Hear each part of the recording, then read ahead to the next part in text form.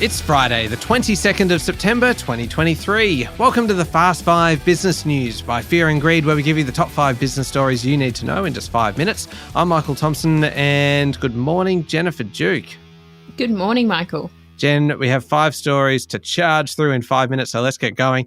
Story number 1, Prime Minister Anthony Albanese has launched a COVID-19 inquiry that is going to define how Australia tackles future pandemics and crises. He did stop short, though, of announcing a royal commission.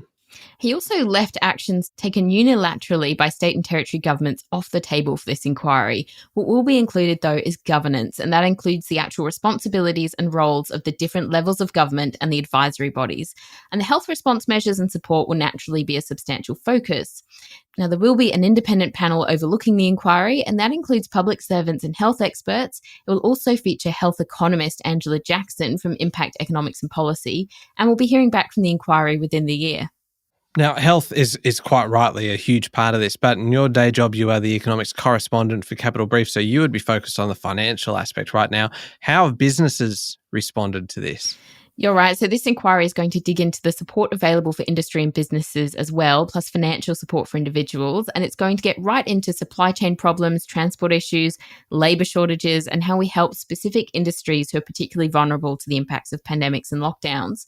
Now, Employer Association AI Group welcomed the inquiry as an opportunity to understand what went wrong and what went well, but it was critical of the lack of state and territory government scrutiny in the terms of reference, saying they wanted the nation to come to grips with the consequences of locking down buildings, suburbs, and entire states in some cases, and they want health and the economy to have an equal footing in the inquiry.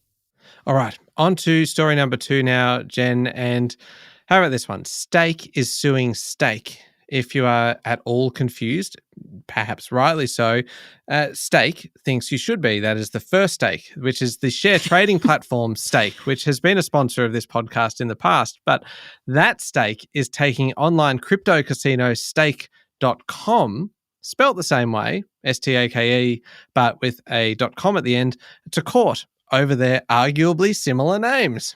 So the crypto casino Stake.com is based in Melbourne and currently doesn't serve Australians because of domestic gambling rules. And the other Stake is a trading platform based in Sydney, and it's the third biggest broker in the country.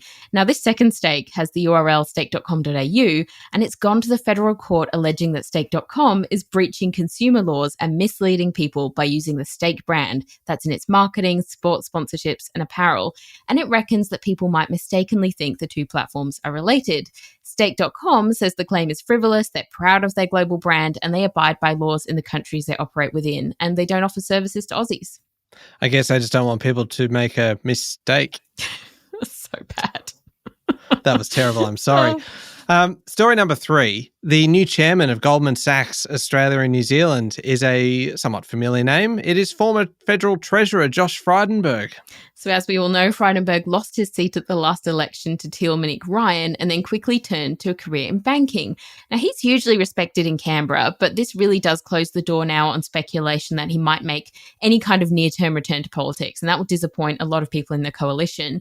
But it really is a more significant commitment at the bank for him compared to his previous role as a senior regional advisor for the Asia-Pacific region, and it's a signal of his longer-term plans. So according to a statement, Frydenberg will now be focusing on strengthening and deepening client coverage across Australia and New Zealand, and he's going to continue providing economic and geopolitical advice for the Asia-Pacific region.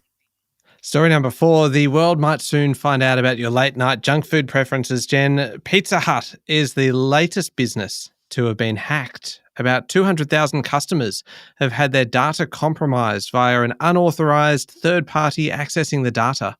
So the breach included customer names, delivery addresses, emails, and contact numbers, and they also got the details of specific customer orders. So these hackers now know who likes pepperoni, how many people are choosing barbecue sauce over tomato, who likes pineapple on their pizza. But there is, of course, a much more serious side to this because we're seeing a rising number of breaches and cyber attacks, and this is actually criminal activity. So we know that businesses and executives and boards need to be on the alert. All right, on to story number 5, our last one, and I think it's long overdue for us to cover a bit of Icelandic news here, Jen. If you choose to visit the Nordic country to see its hot springs or its waterfalls or its volcanoes and the lava flows and all of that kind of thing, you're going to have to pay a new levy. That's right. They're slugging visitors with a tourist tax. And that's actually to ease the impact of one of their biggest industries on the environment. So, Iceland's Prime Minister is really concerned at the moment about an exponential growth of tourism in the last decade having effects on the climate, but also on their unspoiled environment, those features that you were mentioning. So, they're looking to raise taxes on those who travel to Iceland for visits through a levy. This won't be a particularly high amount to start with, apparently, but it's a step to help the tourism sector become circular and to accelerate environmental protection. And it's a pretty bold step given that tourism drives 6% of Iceland's GDP. Yeah, it certainly is. All right, that's it. The top 5 business stories in 5 minutes. Thank you, Jen. Thanks so much, Michael. It is Friday, the 22nd of September 2023. Remember to hit follow on the podcast. And if 5 minutes isn't enough for you, you can find our longer daily show called Fear and Greed Business News wherever you listen to podcasts. I'm Michael Thompson, and that was the Fast 5 Business News by Fear and Greed. Have a great day.